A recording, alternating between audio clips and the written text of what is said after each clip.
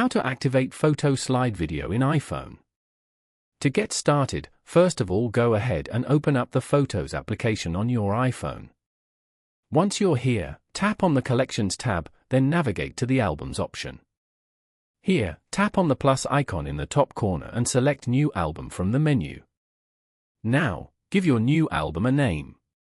Then tap on Add Photos to select the media you want to include in your album.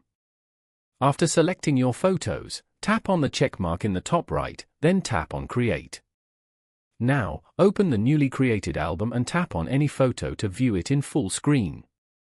Next, tap on the three dots icon in the top right corner. From the menu, simply select Play as Slideshow to start viewing your photos.